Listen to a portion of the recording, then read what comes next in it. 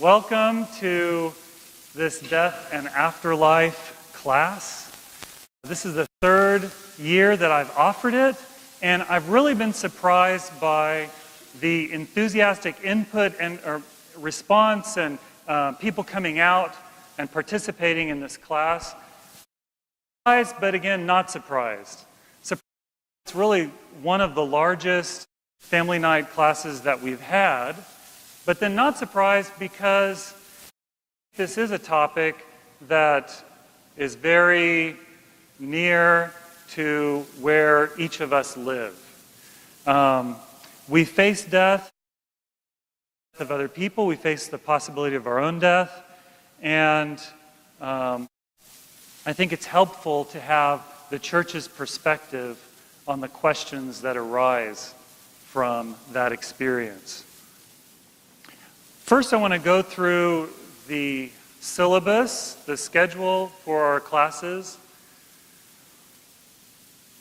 This is a 4-week sort of mini-mester. Our normal family nights are 8 weeks long, but we just have 4 weeks for this class. And the topics, the subtopics of those sessions are also listed. Cause and cure of death. We're going to be taking a conceptual approach to what death is, where it comes from the Christian perspective. What is the problem of death and what is the solution to death that we have in Jesus Christ? So this is more of a conceptual, theoretical,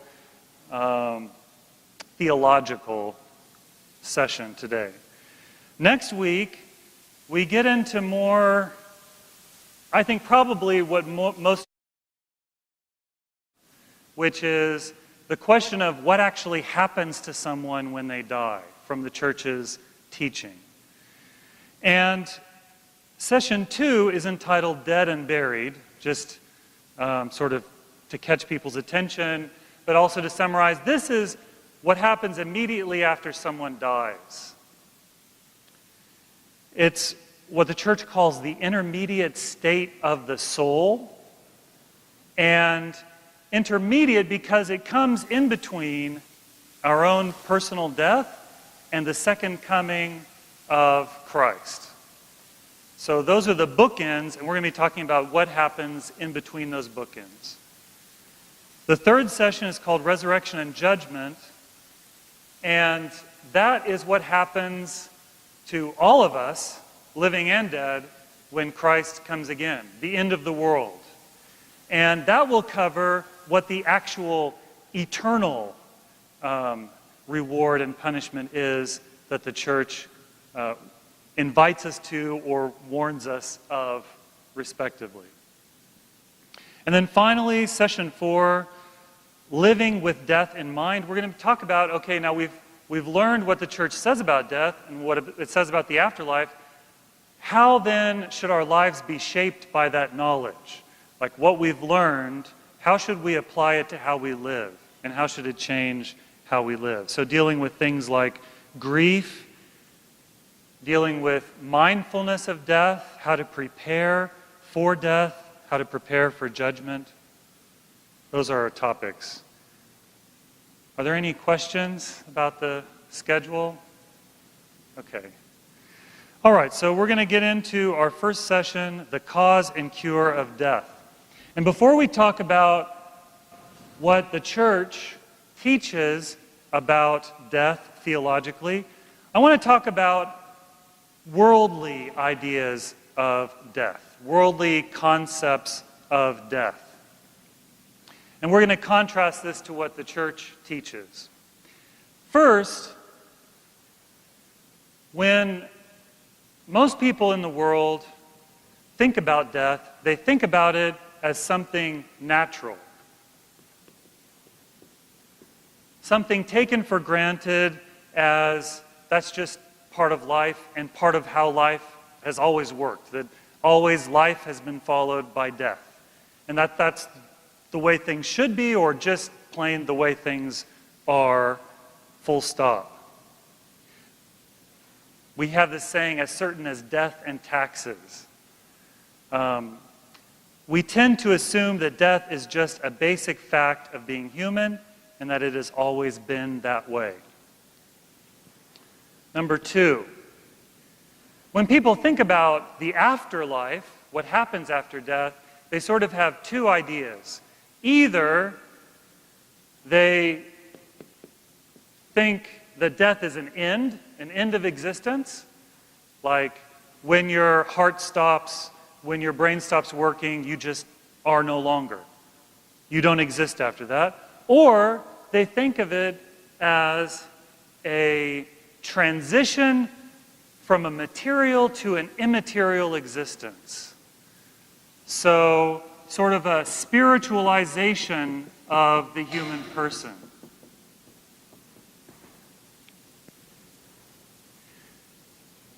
Many modern people simply assume that their biological life is all that there is. That when biological life is over, that's it. They are over. They don't exist after that. These people think of human beings as merely biological, and so they think that things like thought or emotion, will, that these are all just a matter of nerves firing in the brain. Everything's reducible to biological explanations. And so those kind of people would say that death is an end, that that's it, you are no more. Now, the vast majority of people in the world today and throughout the history of the world have believed that there's something more to life than just biological life, okay? There are concepts of afterlife in so many different cultures, in most human cultures. But most of those ideas, especially I'm talking about the non-Christian ideas of death and afterlife, involve a transition to a pure spiritual, eternal reality. Like when you leave the body, your soul goes off and goes to the better place where souls are, and that's the end of the story, right? Most people, I think, would think that way. In fact, most Christians, if you ask them, sort of conceptualize the afterlife in those terms. That your soul leaves your body, you leave this material world behind, and that you as a person will no longer have any need for material existence. Okay? So, an end or a spiritualization of the human person. People have different ideas of what this pure spiritual state is like, and it depends on mostly what they think they would enjoy to do for eternity.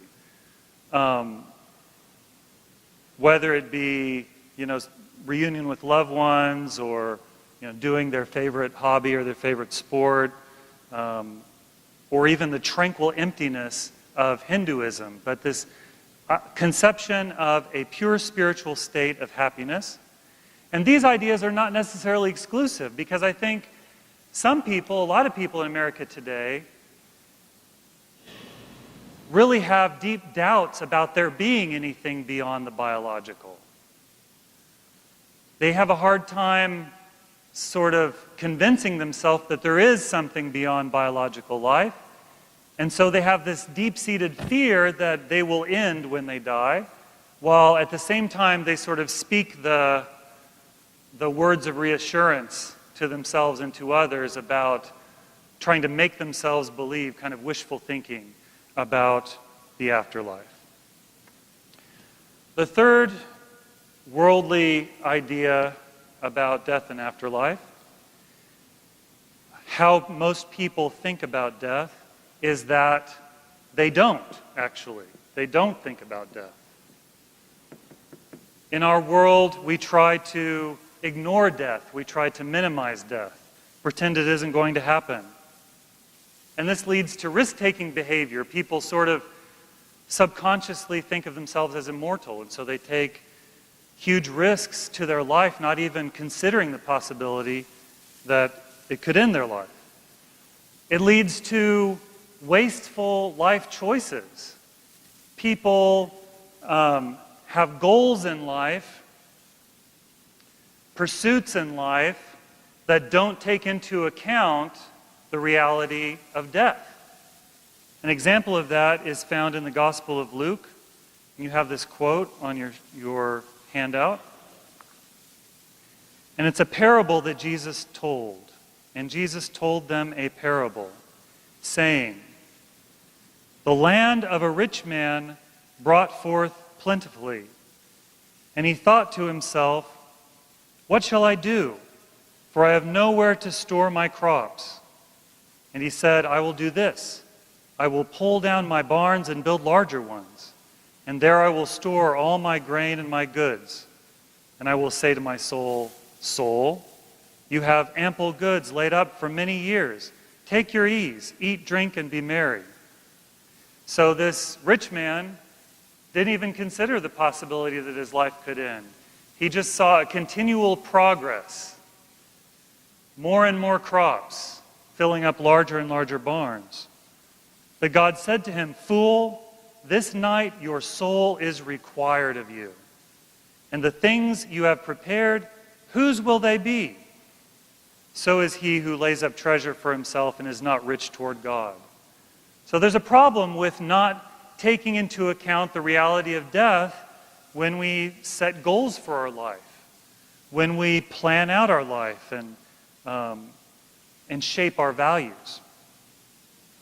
And then also we can see this ignoring, minimization of death in modern funeral services. A lot of modern funeral services, you couldn't even tell that it's a funeral if you sort of just walked in off the street and no one told you what was going on, because they're shaped as or themed as celebrations of life. Oftentimes there's not even a body there or a casket. There's sort of pictures and slideshows and memories of someone's life. And if you were a stranger walking in off the street, you might imagine to see the person sort of sitting in the front row being toasted by this group. And that's because we want to pretend like death isn't a reality even when someone has died. So people tend not to think about death. And then finally, and this is paradoxical given what we just said about people trying to ignore death, people generally fear death.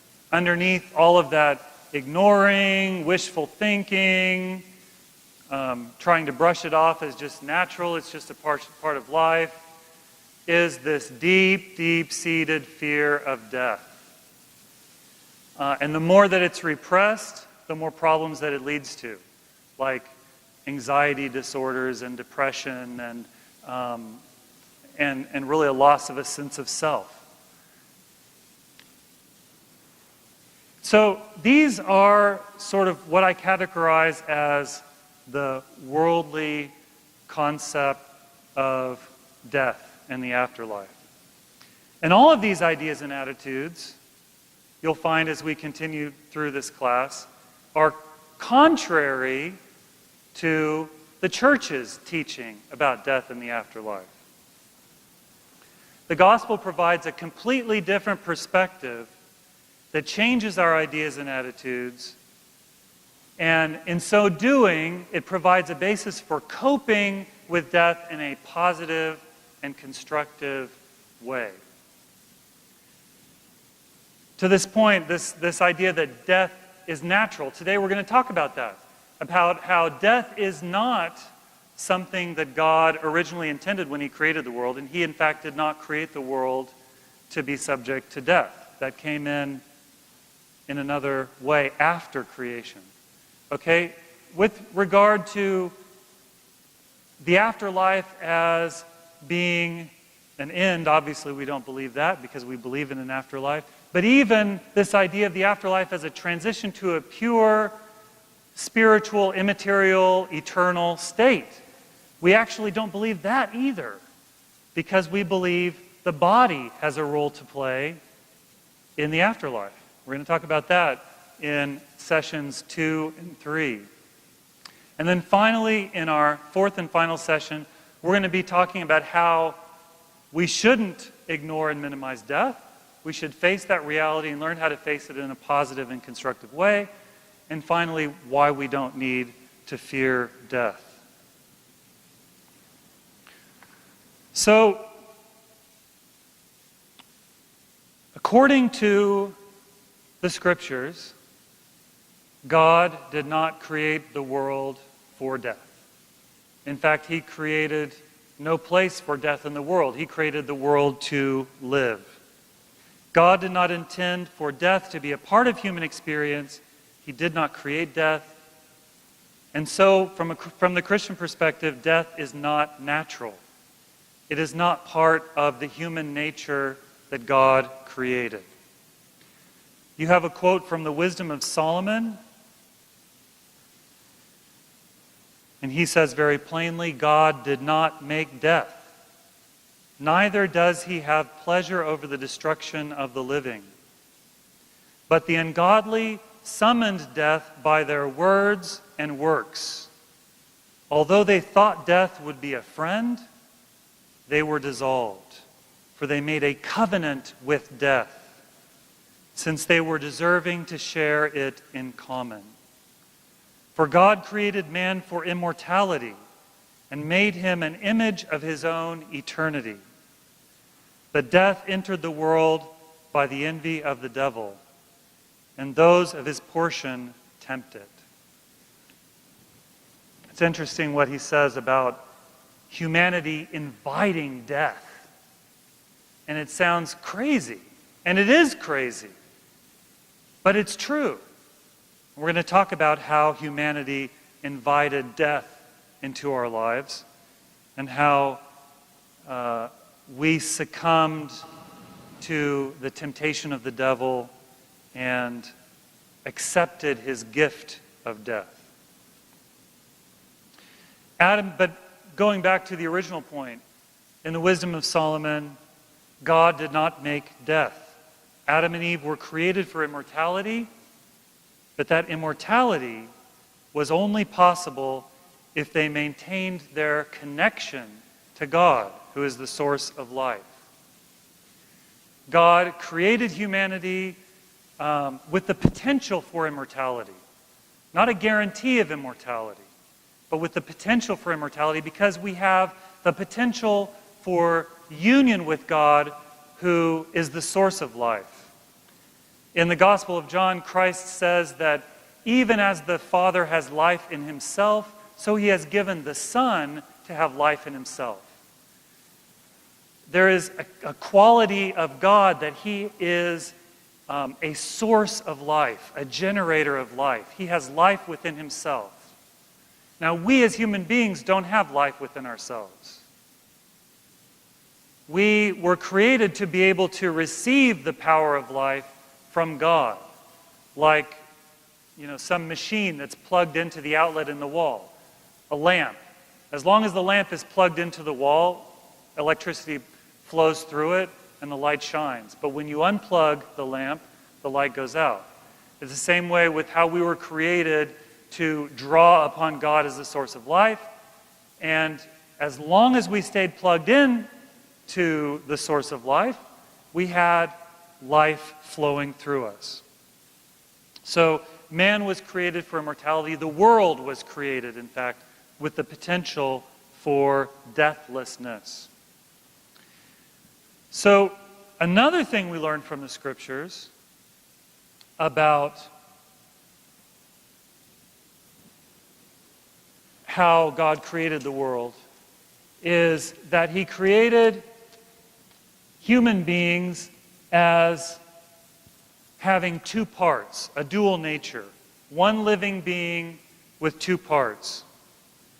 God created man with both a physical and a spiritual aspect, both a body and a soul.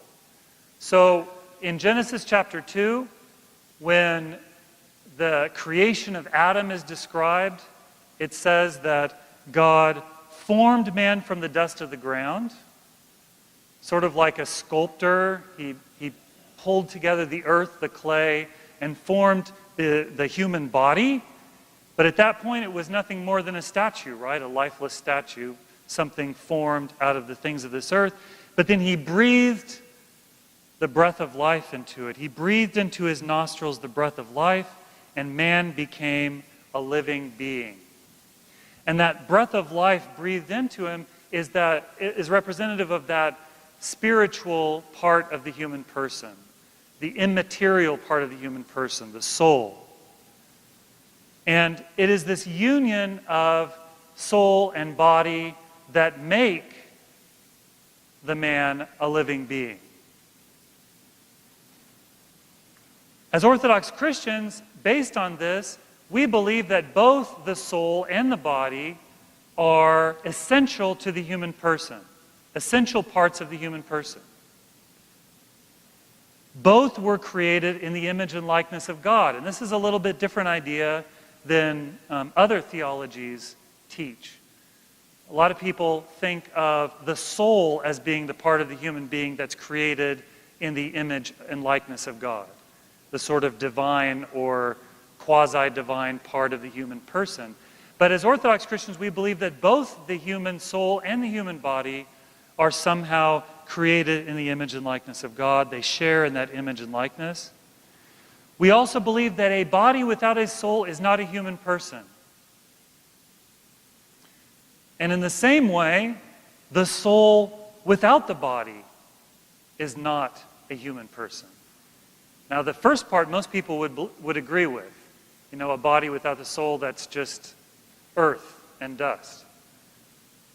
But we also believe that the soul without the body is not a complete human person. It is lacking, it is deficient. And that's different from how a lot of people conceive of the human person. It has a huge impact on our understanding of the afterlife. St. Methodius of Olympus, you have this quote in front of you. He writes that man with respect to his nature is most truly said to be neither soul without body, nor on the other hand body without soul, but a being composed of the union of both body and soul into one form of the beautiful. It's wonderful how he says that. Basically, he's saying that the soul without the body without the soul, neither are beautiful. That it's the union of the soul and the body together that God has created to be beautiful. Okay, and St. Gregory Palamas writes this: when God is said to have made man according to his image, the word man, so the thing that is created in the image of God, means neither the soul by itself nor the body by itself, but the two together.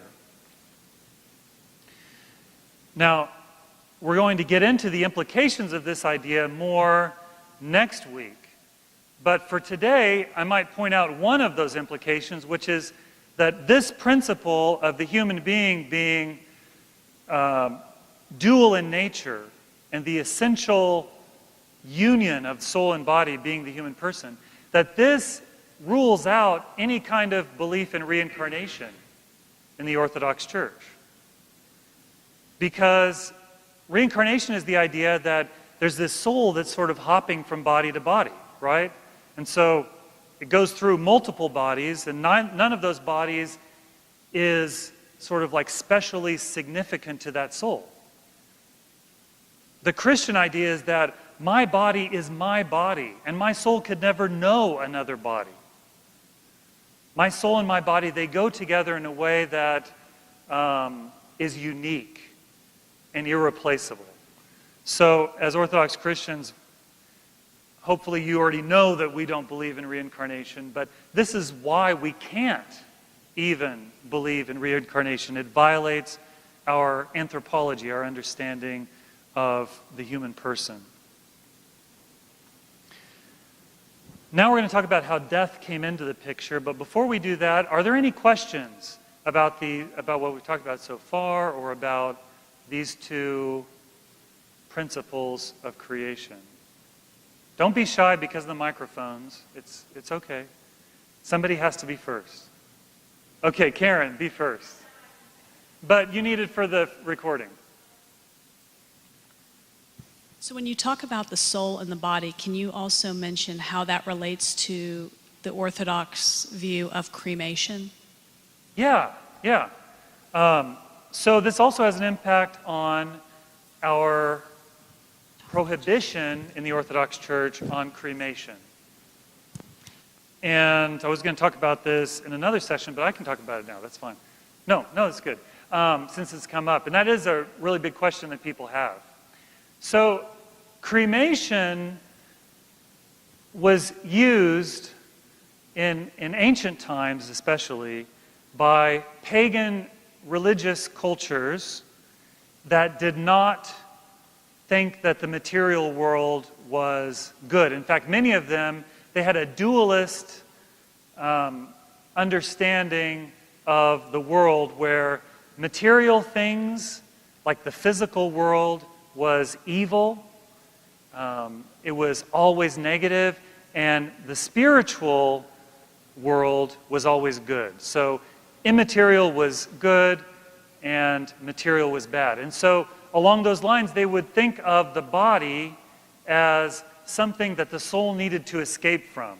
Like the body was a burden, the body was dragging the soul down, preventing the soul from reaching its full potential.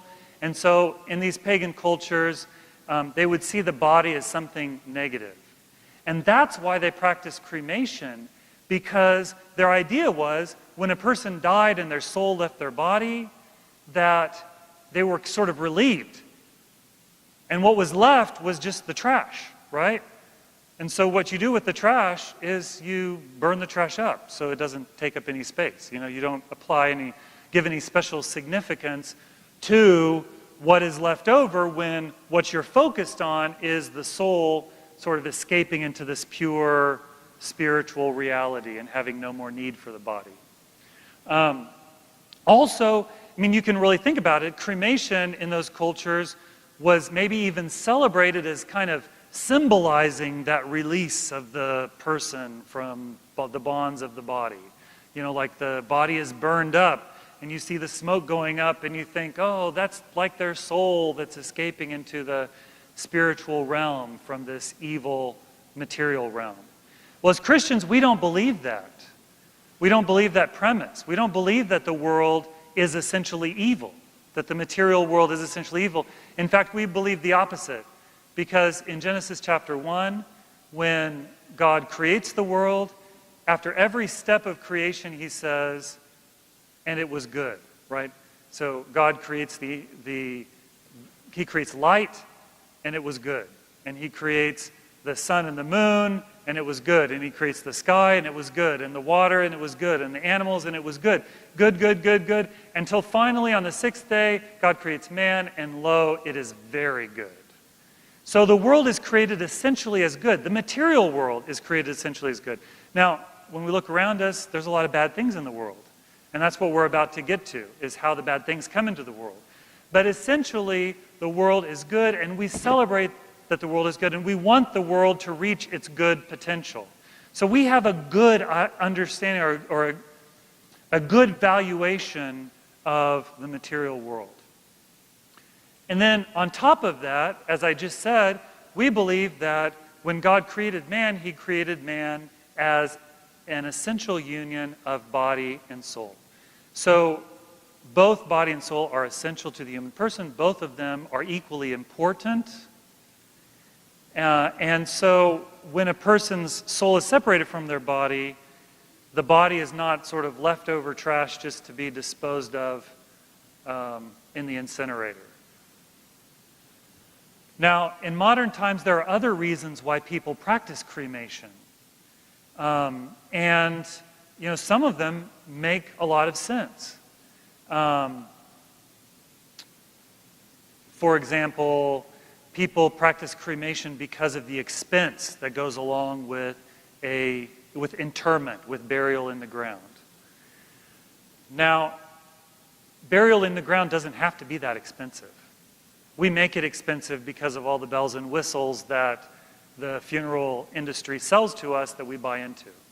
But even if we accept this argument that cremation is a cheaper route, and that is, something that people have to think about, still as Christians, we see such an important statement of the value that we have in this body created in the image and likeness of God through the funeral act of bringing the body into the church and then carrying it to its last resting place, and then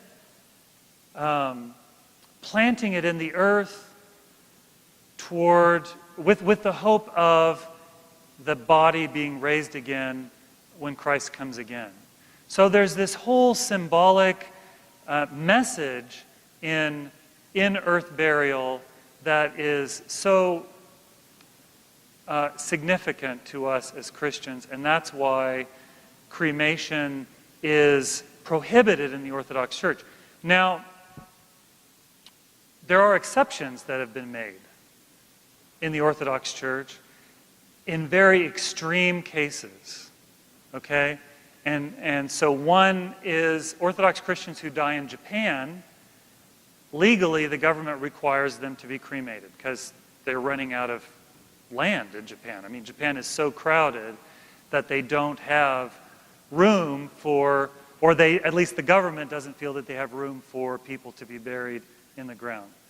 So legally, everyone is required for their loved ones to be cremated in Japan. And so Orthodox Christians who die in Japan, they have to be cremated. It's a legal requirement.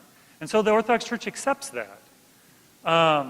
There are times when, like, there's some plague or a huge battle where there has been just such a number of dead bodies that it was not reasonable to think that you could bury all of those bodies in enough time to prevent sickness from spreading.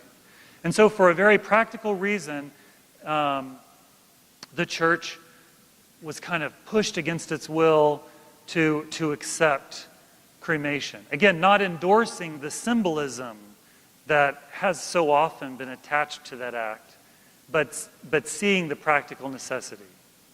Now, we do not believe that someone being cremated in any way affects their, whether or not they can be resurrected or whether or not they can go to heaven or anything like that.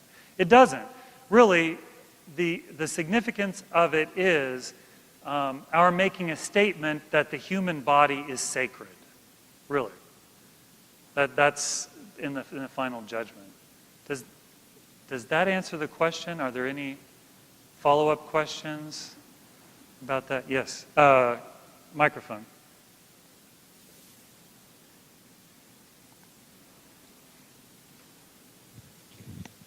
So you're saying that it's not that if the body is destroyed, it's not that the person's spirit or whatever is destroyed. It's just more of the symbology of the sacredness of the human person. Right. It's why we preserve the body. But if the body is incinerated for some reason, or people have been dying for thousands of years, and there's people who were buried and their bodies are no longer there just because nature's destroyed it. A very recent example that sticks out in all of our memories is 9/11. And there were victims of 9/11 who there are no remains of them because they were vaporized. Not by any choice of their own. And so obviously, we can't criticize them for that. We don't criticize them for that. The point is not that cremation per se is wrong. It's the symbolic, that it's a symbol of it's a symbol of a false teaching. It's the symbol of a falsehood that the human body is not significant or important or sacred. So, yeah. Good. Yeah. Jan?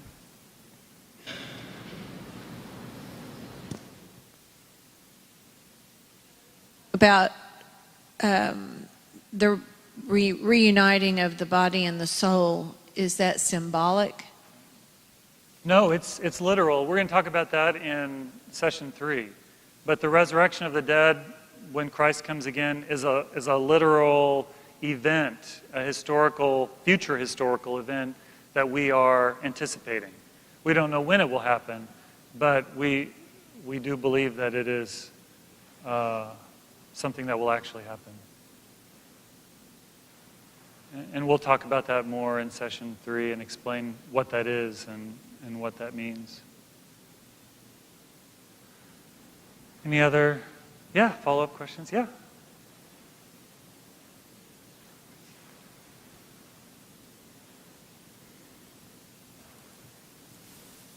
What about organ donation? Organ donation. Well, again, so when we talked about cremation, we said it wasn't merely the act of the body being burned up that was wrong, but the symbolism of the choice that I want to be cremated.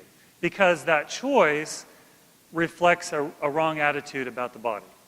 So when you want this, and now there hasn't been a definitive statement on this issue from the Orthodox Church as there is on cremation. I mean, cremation is, that teaching is clear.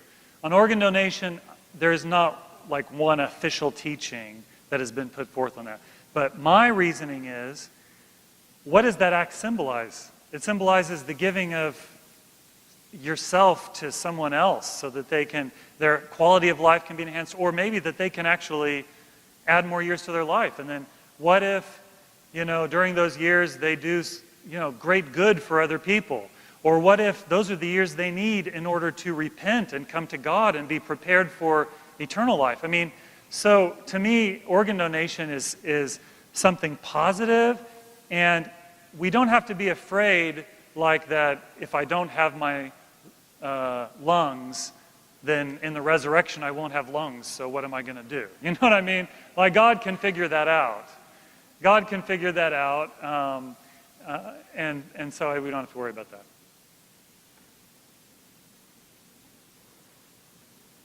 Other? Yes.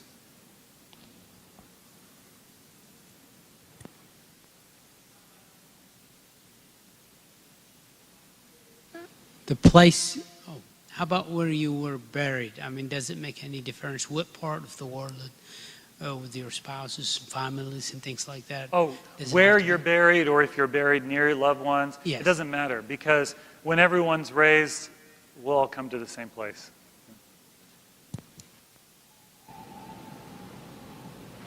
Anyone else? Okay, good. And we might come back to these questions in session 2 or session 3, so you'll have another opportunity to ask about this these and related topics.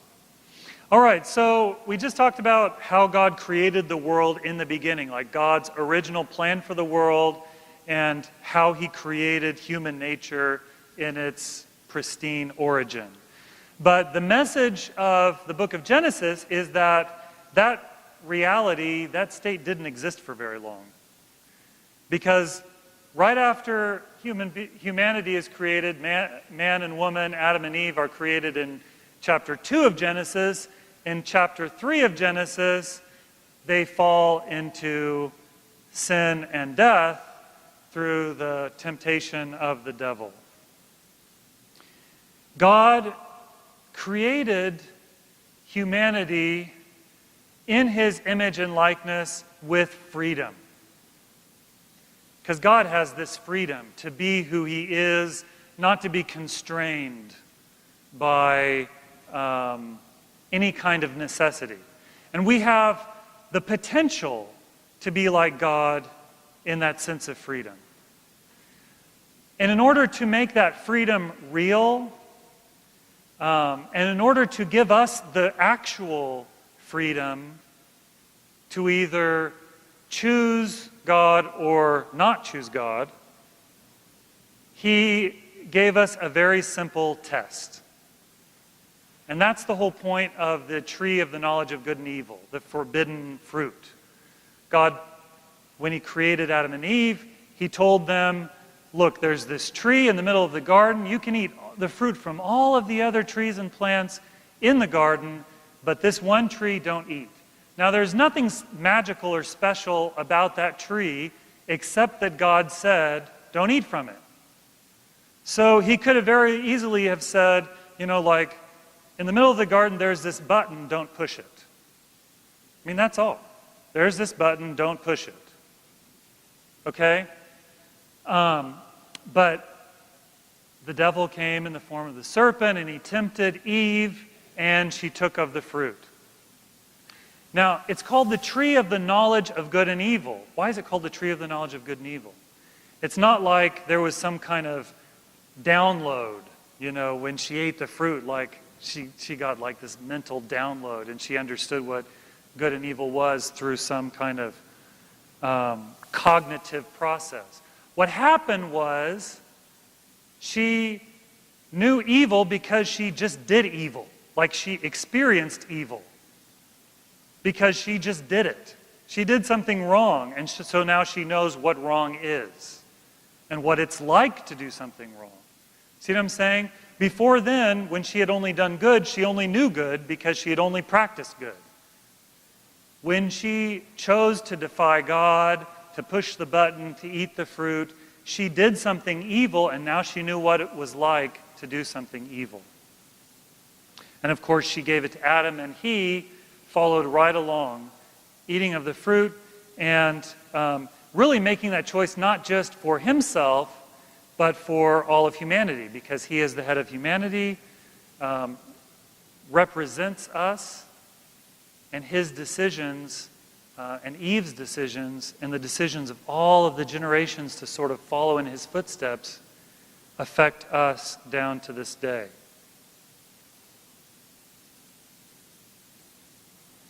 Now, God warned Adam and Eve when he told them not to eat the fruit from that tree. In whatever day you eat from it, you shall die by death. You shall die by death. Of course, they didn't know what death was, but it must have sounded pretty ominous when God says, not just you will die, but you will die by death. And this is what happened when they sinned. Now, we conceive of this as being a punishment, right? Adam and Eve defied God, and so God sentenced them to death. And that's sort of how it's related in the book of Genesis. But really, theologically, even though we accept that that is how humanity experiences the reality of death, it's not an arbitrary punishment that God meted out on the human race after they sinned. It's not punishment in the sense that we think of punishment, like a judge who sits there and mulls over the facts and decides, okay, this is what you deserve, and so I'm going to give it to you. It's the simple reality of the lamp being unplugged from the wall. So, when Adam and Eve sinned, they decided, I'm not going to do it God's way, I'm going to do it my way. They turned their back on God, they unplugged themselves from God, they decide to go it on their own, and so they reap the consequences of that choice. Consequences that were unforeseen by them, okay, maybe, because they were ignoring God's warning, because God warned them ahead of time, when you eat of this fruit, when you defy me, you will die by death. St. Paul talks about this reality of death being the consequence to sin in Romans chapter 6, verse 23. You have that quote in front of you. He says, the wages of sin is death. The wages of sin is death. And this word wages is, in Greek, a word picture. What it refers to is the provisions that a commander gives to his soldiers. And really, it more precisely refers not to money, but to food. Like the commanding officer commands a distribution of food to his people. So he takes care of those who follow him, and he gives them their provisions. And there's a real irony there that St. Paul would choose that word. Because what he's saying is actually the same thing that the wisdom of Solomon was saying. He's saying that if you decide to leave God's camp and enter into the devil's camp, if you de-enlist from God's army and you enlist in the devil's army, these are the provisions that he gives you. If you stay with God, he gives you life. He gives a daily distribution of life, so to speak, to his army. When you enter the devil's camp, he gives a daily distribution of death for those who follow him through sin. Now, as I said, we think of this as punishment because we experience it as punishment. But in reality, it is a natural consequence. Now, when I say this, I have to immediately make a clarification, because some people might jump to the conclusion, well, Father Jeremy is saying that everyone who dies deserves it because of something that they did. And that's not what I'm saying. That's absolutely not what I'm saying. Because we know of at least relatively good people who have died, but we also know of innocent children who haven't even had an opportunity to do anything wrong, who have died, maybe even in the womb. So obviously there's no sin that they have done that they could receive sin, or they could receive death in exchange for that sin. What I'm saying is that death comes into the human race, comes into the human experience as a result of human sin. That all death is ultimately in this world because of sin. Because, first of all, because Adam and Eve sinned in the beginning. It brought death into the world. And because generation after generation has sinned, that brings death into the world. And sometimes people die as a result of other people's sins. Very clearly, we can see that. I mean, very clearly, obviously, if someone commits murder, they've caused, through their sin, the death of another person. More indirectly, imagine someone who smokes heavily, like smokes cigarettes heavily in like enclosed space with their children for year after year, and through the secondhand smoke, their children eventually get lung cancer and die. Or imagine that some company discovers, like, let's say GM. I mean, that's an example closer to today. GM had the problem with aren't they the car company that had the problem recently with the ignition switches? And they got in trouble not just because of the problem, but because it was covered up. The notification was delayed, and people died. Well, people died as a result of the sins of individuals in that company. We also have clear examples of death being the result of our own choices. Like I said, we make poor health choices, and it can hasten our death, whether it be through our diet or our inactivity, lack of exercise, or through risk-taking behavior of other kinds. So our actions can lead to our death very directly and clearly. It can lead to other people's death very directly and clearly. But beyond that, there is this larger sense in which death is in the world because of the cumulative weight of human sin throughout history.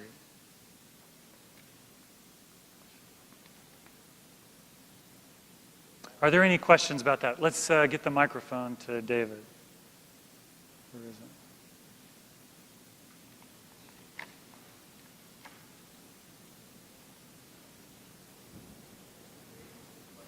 Hold on. Okay. It takes a second for it to come. It on. raises the question because you said the world thinks of death as natural, and you said we as Orthodox Christians don't believe that. However, you just said death is natural. Well, I because, said... Yeah, go ahead. make sure I'm clear, because of sin of man, because no one's ever lived without sin. Is that what you're saying? It's natural that we as humans are going to sin, so it's natural that we're going to die. Well, we have two different definitions of the word natural being Okay. used here. And so I'll clarify. Okay. When we talk about natural, especially from a theological sense, natural means the essence of something as it is in itself. Like we're talking about the essential nature of a thing. Not what's happened to it since it is created or was created, but how it was originally created by God. Or when we talk about God's nature, that is Him as He is in Himself. Now, when you say natural, what you mean is that it is a part of reality as we know it today, right? But all of that is post-Adam's sin. That's post-original sin. So your first definition of natural is the way God intended for us to be. And how God created us originally, how Adam and Created Eve us. were in the garden before they So sinned. the second definition of natural is what really happens. Exactly. That's, we could say, an existential definition of natural as opposed to ontological would be, I think, the technical term for my definition of something as it is in itself. But what that also means is, when we say that, we mean that human nature is still intact within us. Like there is still that potential that God placed in us to be immortal, to be utterly free, where we are not in any way constrained by sin or by the passions or by all the things that constrain and control us today. That nature is still within us, even though we've disfigured and marred it and muddied it and pulled it apart. But deep within us, there is still that potential that has not been lost.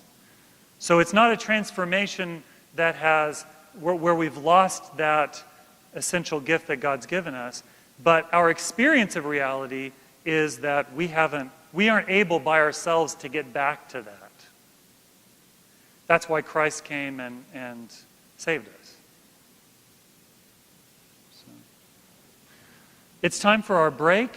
Family nights, for those of you who this is your first family night, we have a 10-minute break at 8 o'clock, so you can go into the hall and get refreshments, and then when it's announced, come back in here and we'll finish up our session for tonight.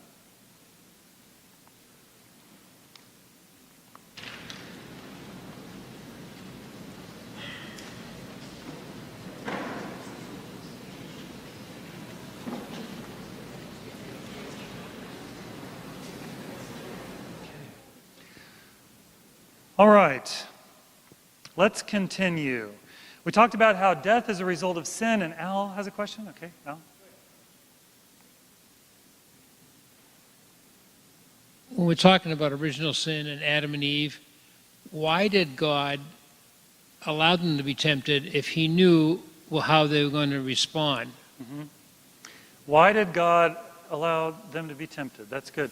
So it goes back to what I originally said about God giving us the gift of freedom as a part of being created in His image.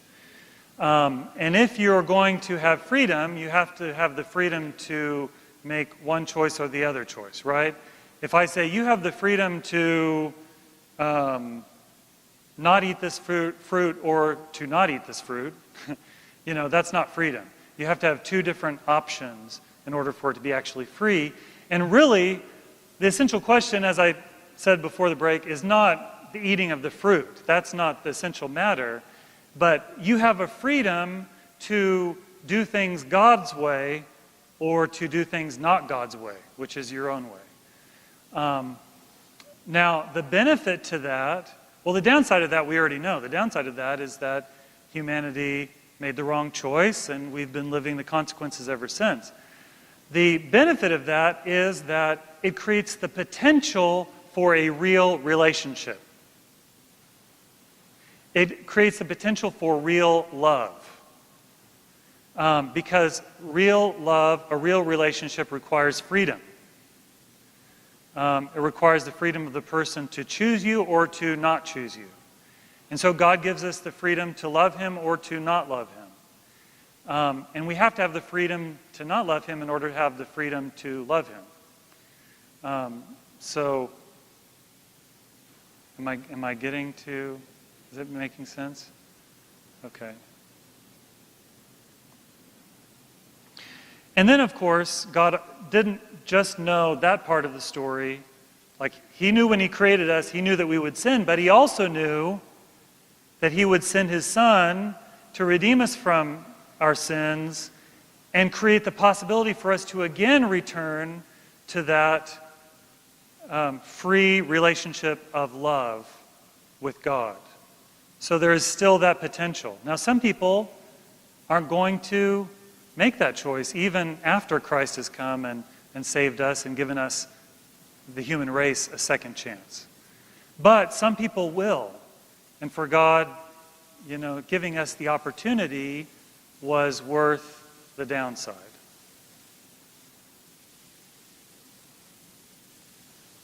Other questions from what we've talked about so far? All right. So now when I talk about death, I think most of us are thinking about physical death.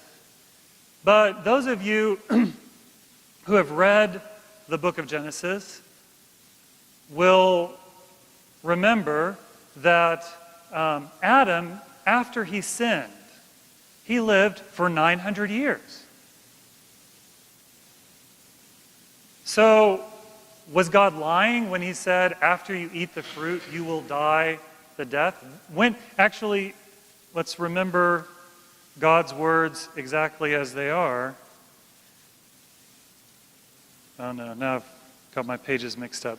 But God said that in the day when you eat of it, you don't have it on your page, I have it on mine. He says, in whatever day you eat from it, immediately you will die by death. So, was God lying? No. Because when we talk about death, from a biblical point of view and in Christian theology, physical death is sort of almost an afterthought to what we mean by the word death. Oh, these are brand new. Good grief.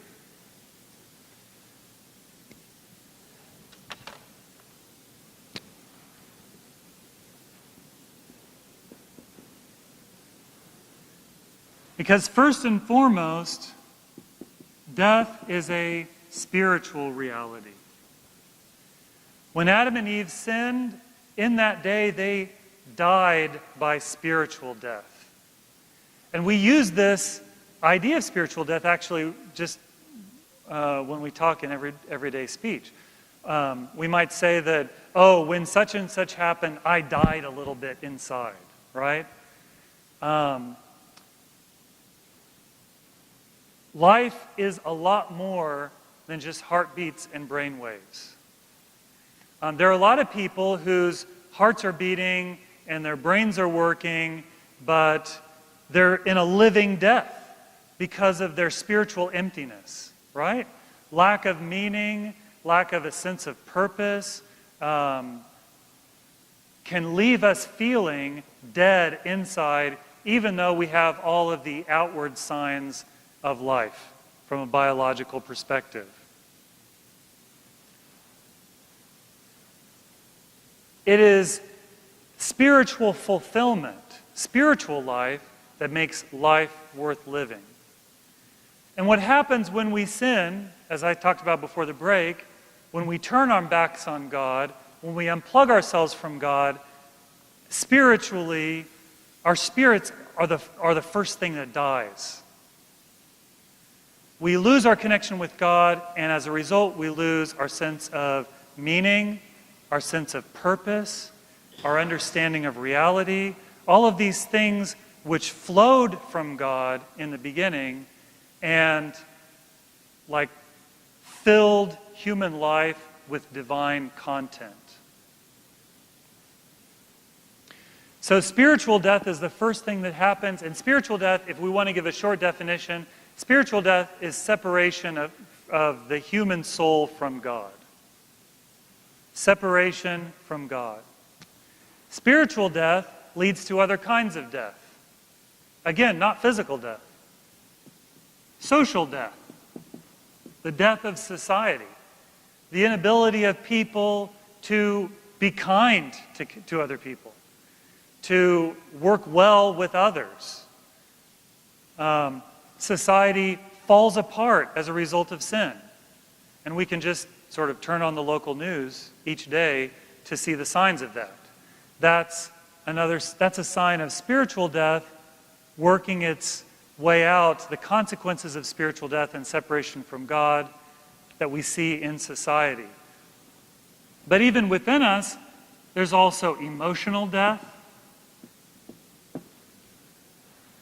All of our emotions, our mood comes out of harmony, it goes out of whack.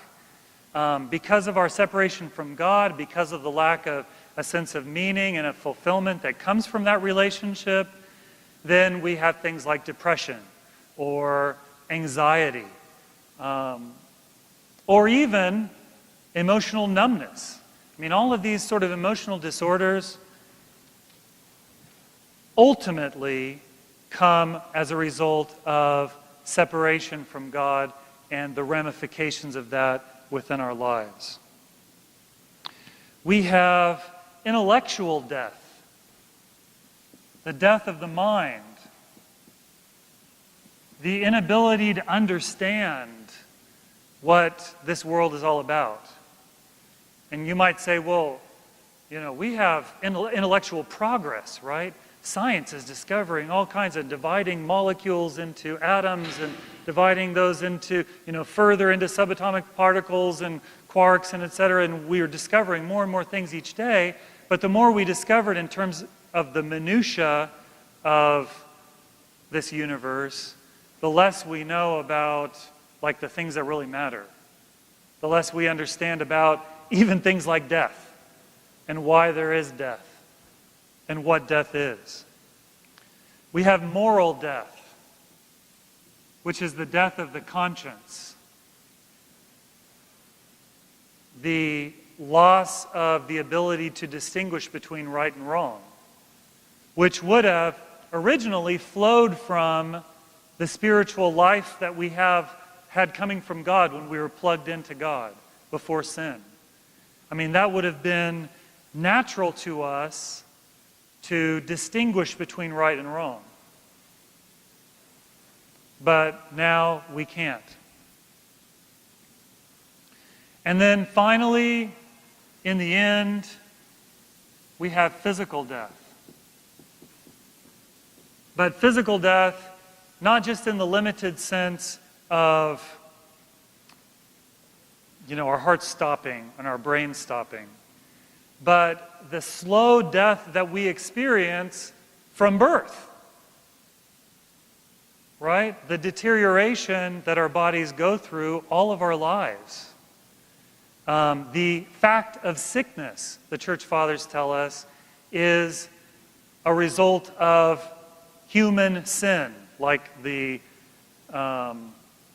sum total of human sin throughout history, is what has brought sickness into the human experience.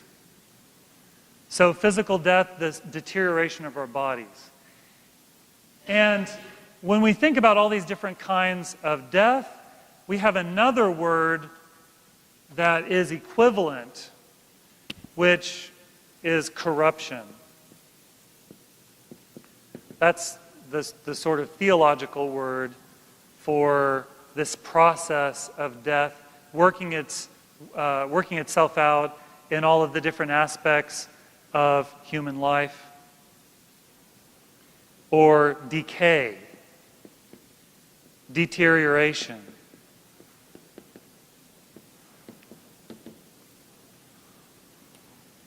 It's things falling apart from the good order that God originally intended and the good order that God originally created. So another way to understand death is that when God created the world, He created it with perfect order and harmony and beauty and everything worked the way it was supposed to, within our personalities, within our moods and our emotions, and our understanding of life and our morality and our bodies. Everything had this harmony that God created it with. God created it, and behold, he said it was very good. But when humanity sins and turns away from God, removes ourselves, and by implication our world, from God's care, then all of that begins to deteriorate. God's power, which didn't just create that original order, but preserved that original order and fueled that ongoing order and harmony, when that's withdrawn, everything, sort of like a process of entropy, it starts to fall apart and deteriorate. And that's what we see in all of these different areas: society falling apart, our emotions, our intellect, our morals, and our bodies, all just deteriorating from the good order that God had originally established for them. And so, in the end, what we see is that spiritual death, which is the most significant kind of death, the fundamental, original kind of death, spiritual death leads to a dead life, which ends with physical death. Spiritual death leads to a dead life that ends in physical death. Are there any questions about that idea of death, that concept of death? Or about anything we've talked about so far? Okay. What we are concerned about, even though death has a much larger meaning, and it's important that we have that background, of course, in this class we are first and foremost concerned with physical death, and that's what we're mainly going to be talking about.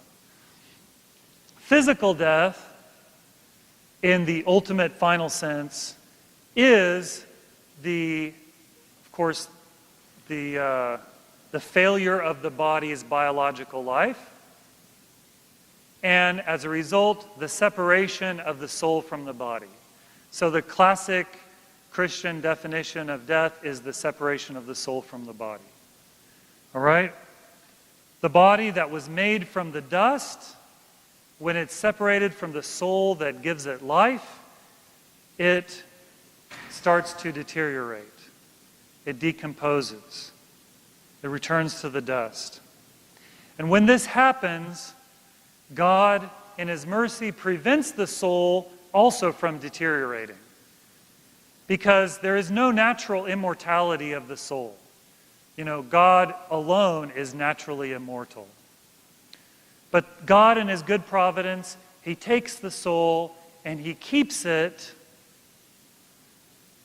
in a place or a state of waiting until Christ comes again and the general resurrection happens. Now that sort of waiting space, that in-between time between death and Christ's second coming, we're going to talk about that next week. But it's important that I say here, because immediately some minds are going to be thinking, that sounds like purgatory, Father, and we don't believe in purgatory. And that's true, we don't believe in purgatory. And we're going to talk more about this next week. But when your mind jumps to the idea of purgatory, there's two reasons for that. One is that you might not clearly understand what the Catholic Church means by purgatory, because it's more than just a waiting place. People kind of have this vague idea of what purgatory means. We'll talk about that more next week, about what the Catholic Church, the Roman Catholic Church, teaches about purgatory. And then the other side is, you may not have a clear understanding of what the Orthodox Church teaches about the afterlife, and that's, of course, why you're taking this course, so I'm glad you're here. But just suffice it to say, don't go home and tell your friends and family that, Father Jeremy told us we believe in purgatory. We don't believe in purgatory. And you'll find out why next week. But we do believe that the soul when it's separated from the body, goes into a state of waiting that's called the intermediate state of the soul. And it's preserved there by God until such time as it is reunited to the body in the general resurrection that happens when Christ comes again at the end of time.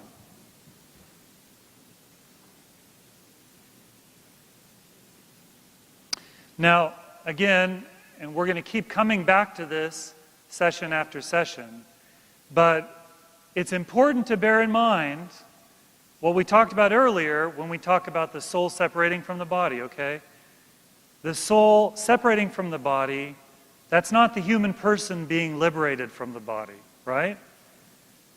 A human person is a soul and a body together.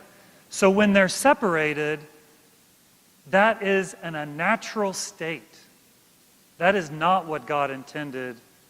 It is not even something that makes sense from an intellectual point of view. If your basis, your premise is the Bible's teaching about the human person being a soul and a body united. The separation of the soul and body is an unnatural state for the human being. And so Father Lazar Puhalo, you have this quote on your page, he says that in death the soul tears itself away from the body with regret. It's not a liberation, it's a sad thing.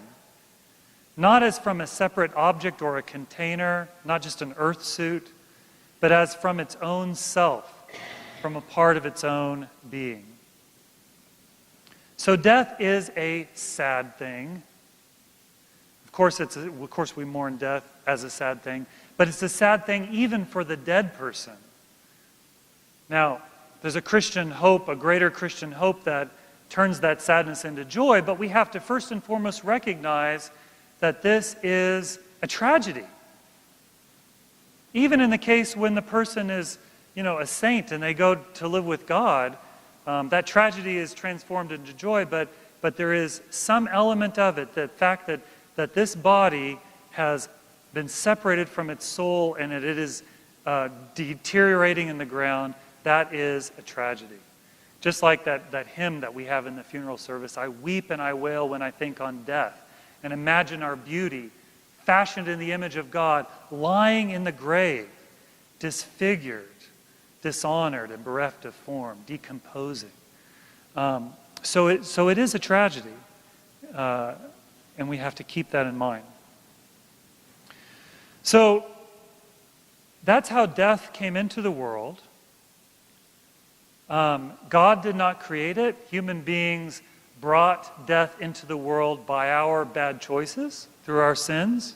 The human race, through sin, brought death into the world. But even though God did not create death, even though He didn't intend for it to happen, as we talked about earlier, He knew that it was going to happen, because He knew everything that was going to happen before He created anything. And He allowed death to happen because He knew that He could redirect it to a good purpose.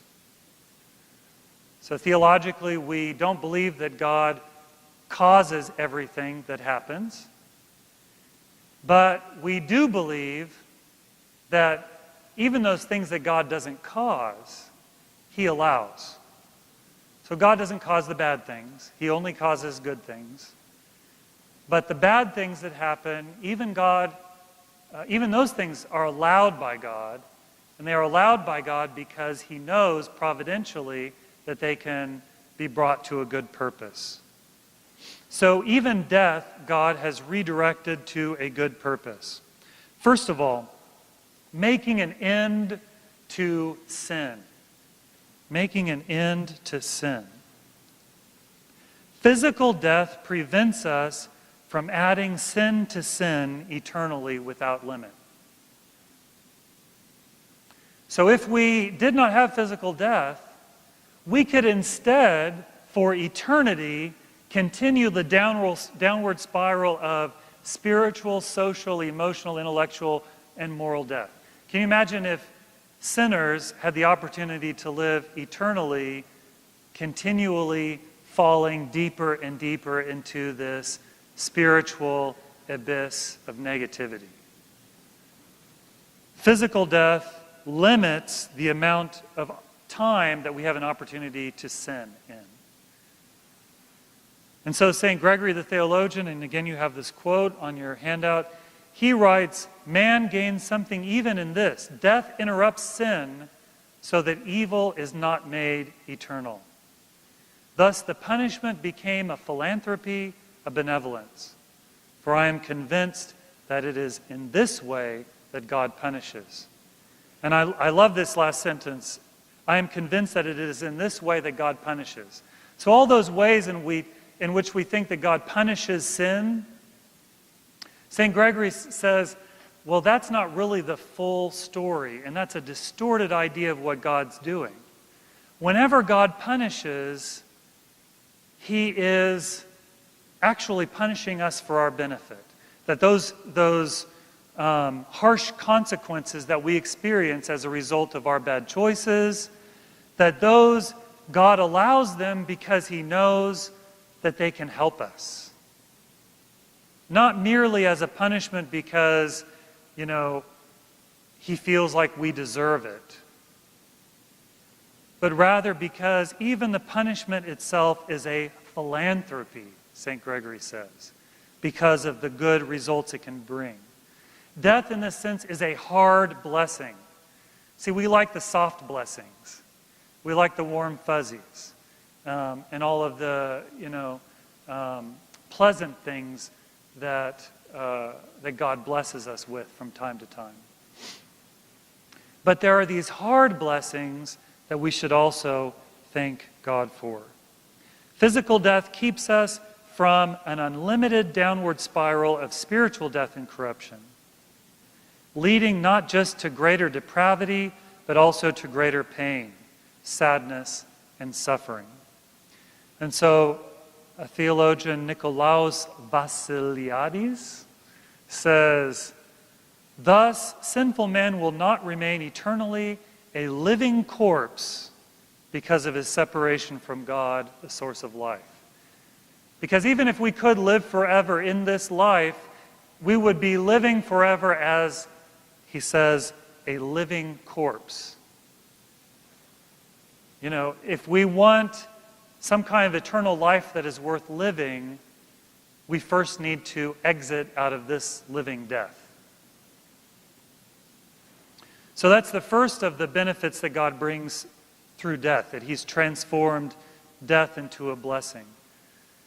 The second is curbing pride. Okay, Gail.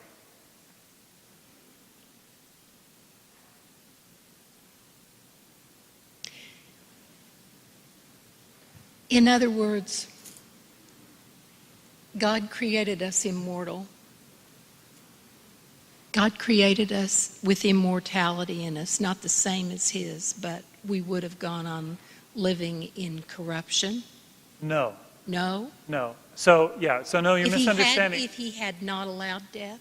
If He had not allowed death. Okay. That's a theoretical question because, death is just a part of, death is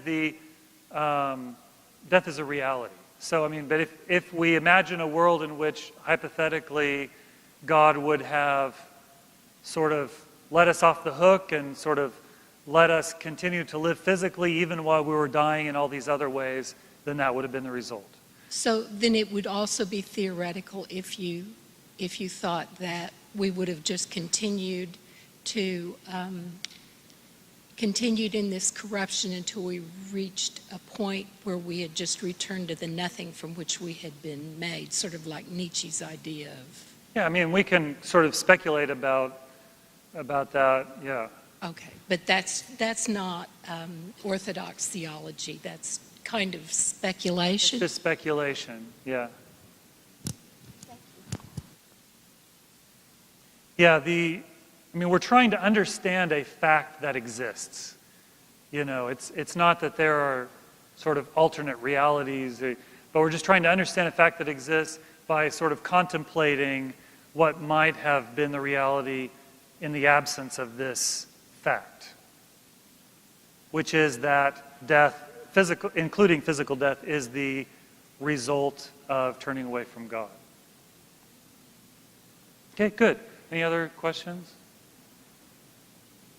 All right. So another benefit is the curbing of pride.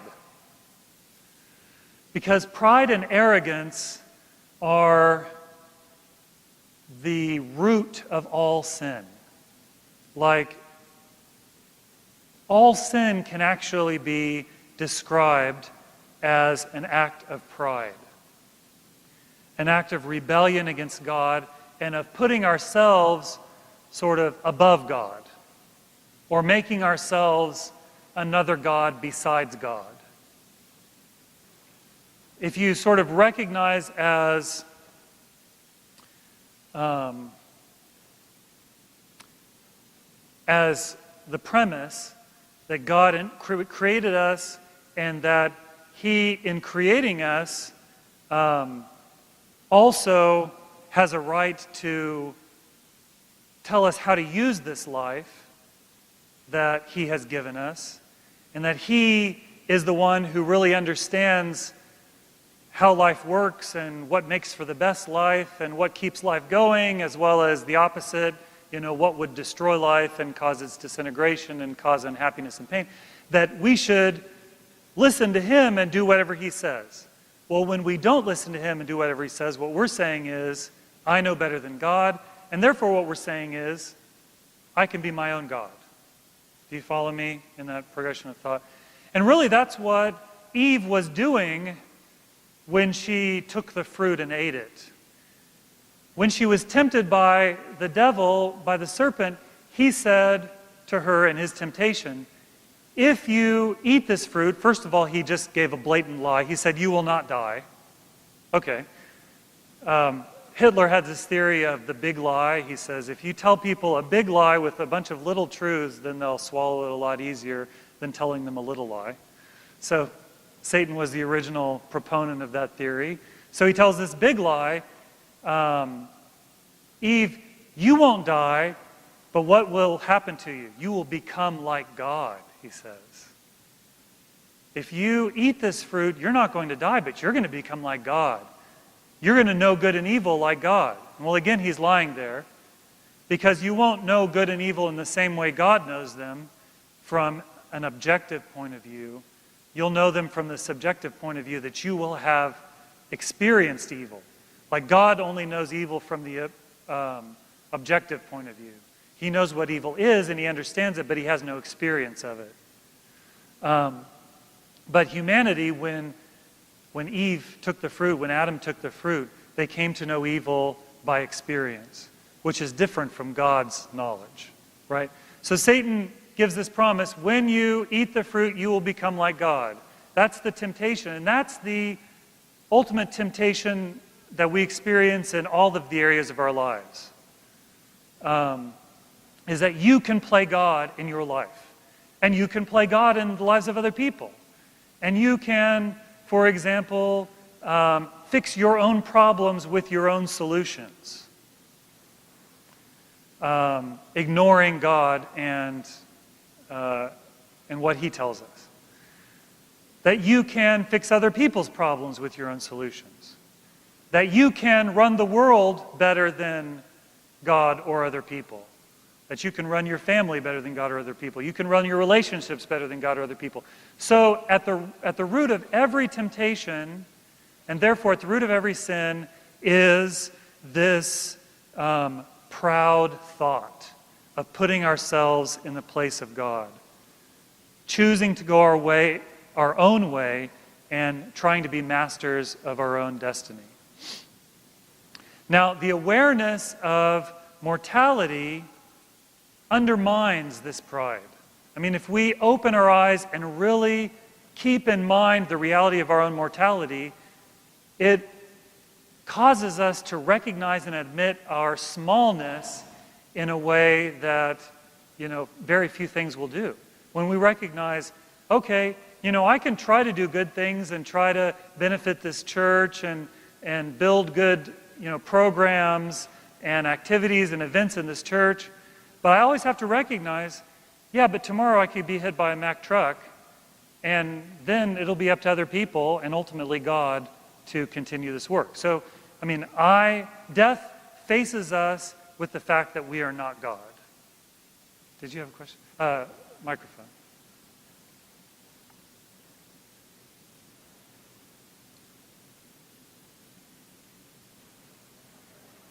So I know that we've talked about that when Eve pushed the button right of the apple, that's when death came into being. Did it exist when Lucifer fell? Well, spiritual death. So there was spiritual death when Lucifer fell, yes? Yeah. So would that have been the first, is that kind of when death came into Yeah. being, yes? Yeah. Of course, Okay. not physical death because the angels are not physical. But Right. before the creation of humanity was the creation of the immaterial world, the angelic world, and we are taught that at a certain point before Adam and Eve, that some of the angels rebelled against God and exercised their freedom in order to choose to go their own way. And they experienced spiritual death, but only spiritual death because they are only spiritual beings.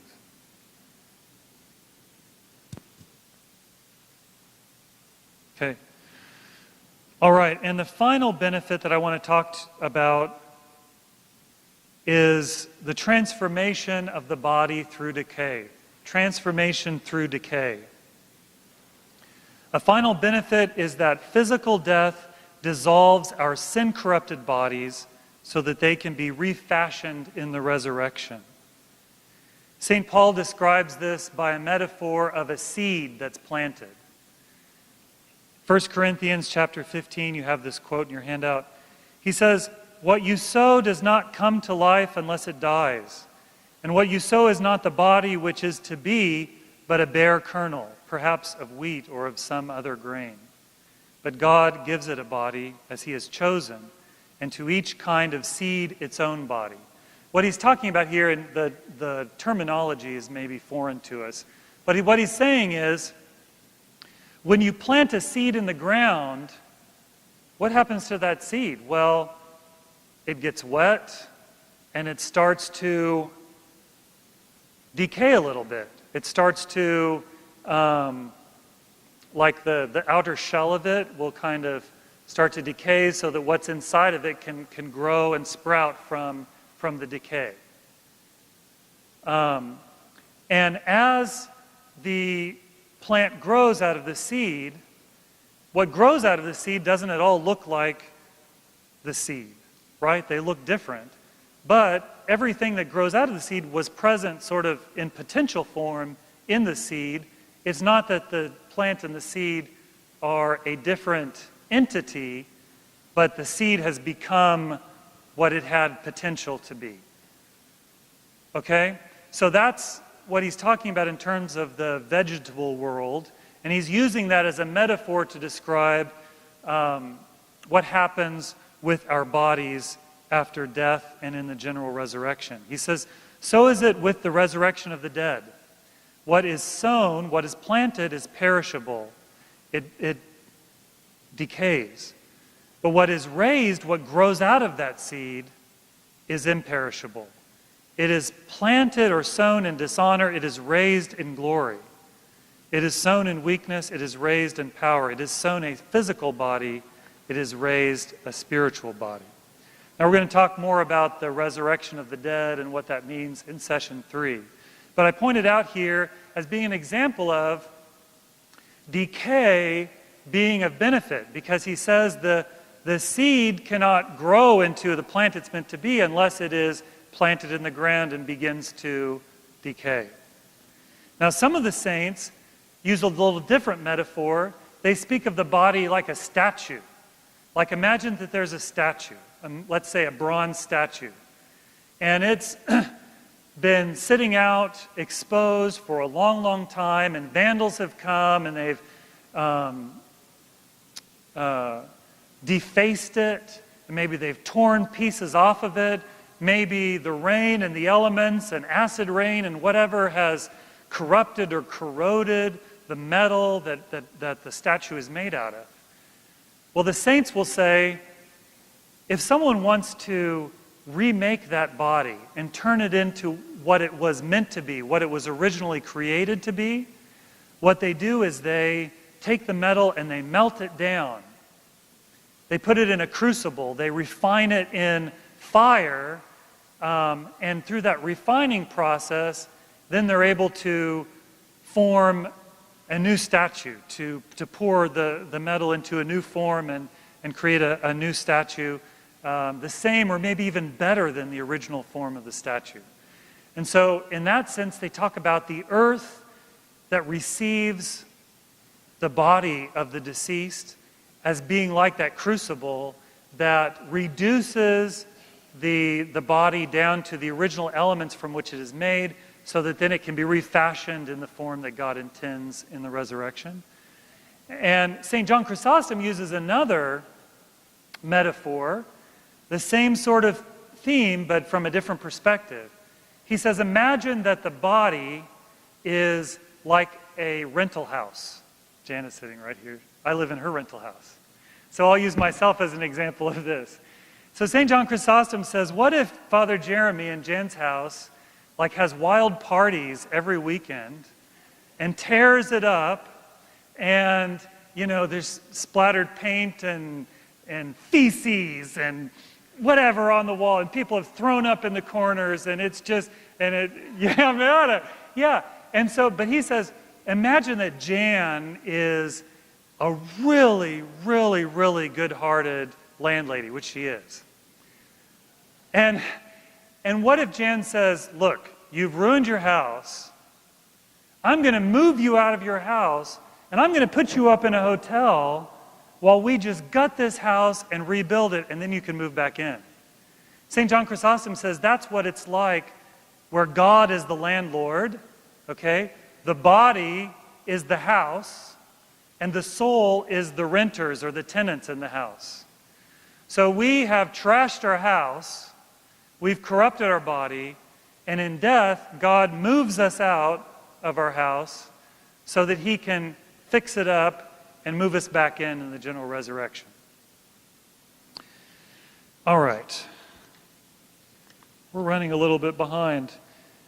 I'm going to try to push on through because we have a lot of material.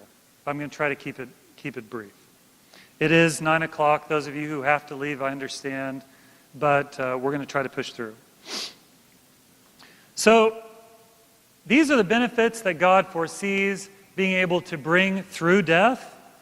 But all of this is possible. This salvation that we envision is possible only because the Son of God became a man, died on the cross, a sinless death, after leading a sinless life, and so saved us from the power of sin and death through his resurrection. And this mystery of the cross, which is at the heart of the Christian faith, is deep and expansive in its meaning. It can be considered from many, many different points of view. But today we're going to consider just one aspect of that, especially as it relates to the subject of death and the afterlife. So Christ, through his sinless death on the cross, destroyed the power of death. And that's what we celebrate on Pascha, right? Christ is risen from the dead, trampling down death by death and trampling down death by death, and upon those in the tombs bestowing life. And it's pictured in the icon of the resurrection, which you might be able to see, but I can't. That's in the apse there, of Christ standing victorious, raising Adam and Eve from the dead, and what's beneath his feet but the bound figure of death. So Christ has defeated death, saved us from death through his sinless death on the cross. St. Paul talks about that in his epistle to the Hebrews. He says, since therefore the children share in flesh and blood, and by the children he means us, the children of Adam, he himself likewise partook of the same nature, and the he he's speaking of is Christ, the Son of God who became a man, joined us in the human race. He himself likewise partook of the same nature, that through death he might destroy him who has the power of death, that is the devil, and deliver all those who through fear of death were subject to lifelong bondage. So Christ destroyed the power of death by invading its territory. And that's what we especially see in that icon. Christ, his soul, after it was separated from his body, descending into the realm of the dead, Hades, breaking down its doors.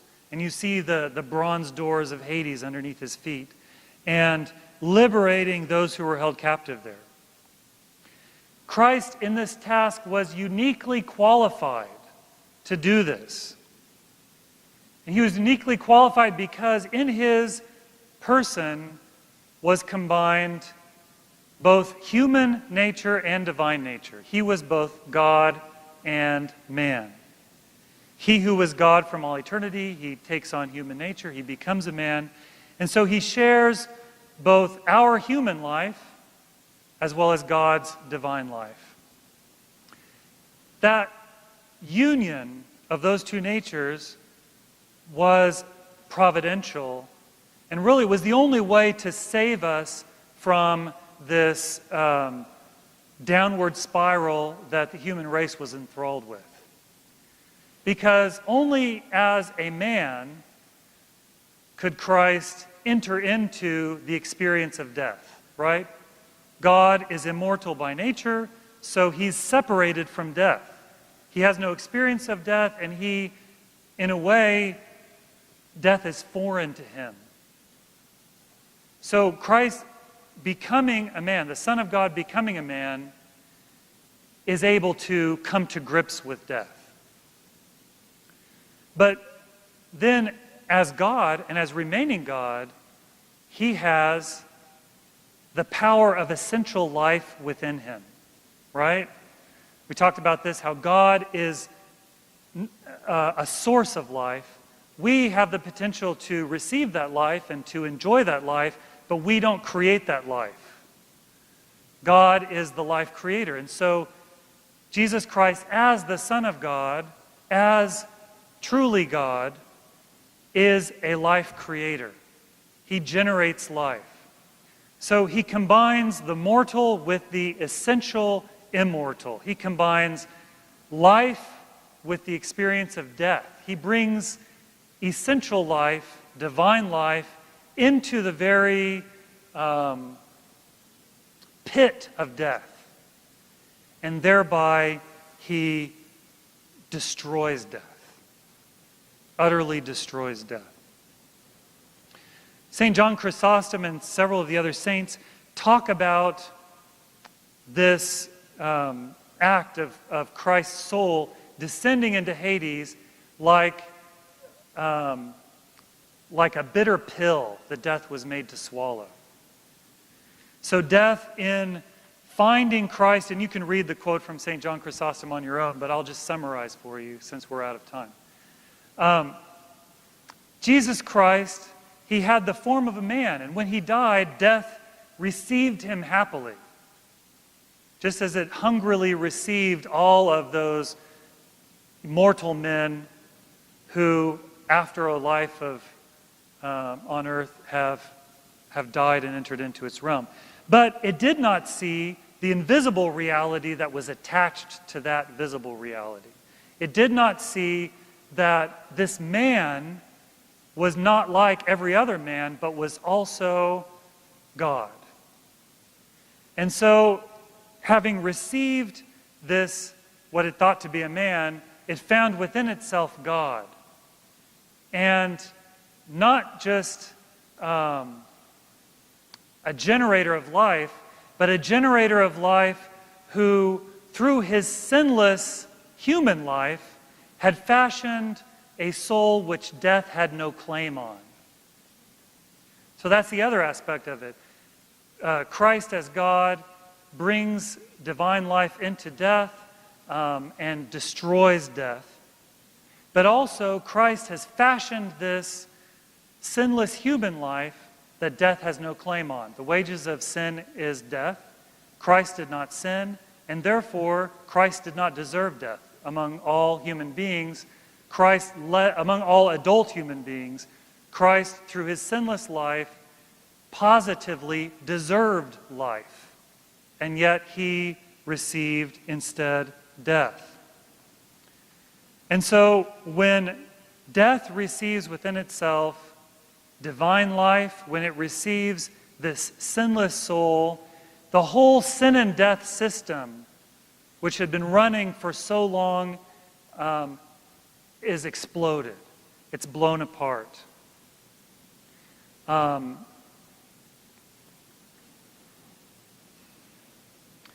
Sin leading to death, the fear of death, the reality of death, prompting people to sin, that is all destroyed. And Christ creates he pioneers a new path for us to follow in the resurrection. There's a hymn from the canon of Holy Saturday that describes this, and you have it in your handout. And it's addressing Christ. It says, "O Lord, through your death, you changed our mortality into immortality. For in a way that is appropriate only to God, you render the mortal human race an immortal one by giving immortality to the body, which your divine nature received. For your all-holy body, Lord, did succumb to the separation and the distance from the soul. His body was separated from the soul in death, but it did not experience decomposition and annihilation. Your all-pure soul, having descended into Hades, did not remain there as the souls of all other men, since neither your soul was abandoned in Hades, nor your body experienced corruption. They were both reunited and resurrected. Therefore, that which you received in your humanity was immortalized. Consequently, Adam too, and all of human nature, was immortalized." It's 9:10, so we're going to continue with this next week. Thank you for your patience and for bearing with me.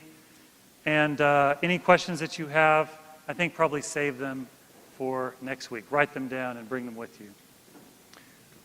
Thanks.